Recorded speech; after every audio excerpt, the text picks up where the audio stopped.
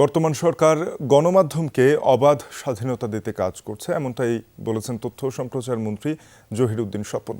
দুপুরে বগুড়ায় সাংবাদিক কল্যাণ ট্রাস্টের উদ্যোগে রাজশাহী বিভাগের 7 জেলার সাংবাদিকদের আর্থিক অনুদান প্রদান অনুষ্ঠানে অংশ নেন তিনি। গরমে দাপাদাপি ঘরের চালের স্থায়ী সমাধান আনোয়ার সিমেন্ট শীট। এ সময় মন্ত্রী বলেন, গণমাধ্যমকে ঢেলে সাজিয়ে তথ্যের অবাধ প্রবাহ সৃষ্টি করতে চায় সরকার, কারণ রাষ্ট্র সমাজের জন্য গণমাধ্যম অপরিহার্য। পরে সাংবাদিক পরিবারের মেধাবী সন্তানদের মাঝে শিক্ষাবৃত্তির চেক বিতরণ করেন তথ্য ও সম্প্রচার মন্ত্রী।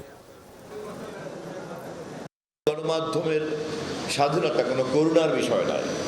গণমাধ্যমের স্বাধীনতা আমাদের অনিবার্য একটা দায়িত্ব। সরকারের ক্যাবিনেটের একজন সদস্য হিসাবে আমি আপনাদেরকে ওয়াদা করে যাচ্ছি, যে অধিকার ছিল আপনাদের প্রাপ্য, যেখান থেকে আপনাদেরকে বঞ্চিত করা হয়েছে, তালিকা করে সেই অধিকারগুলিকে আপনাদেরকে অবশ্যই ফিরিয়ে দেওয়া হবে।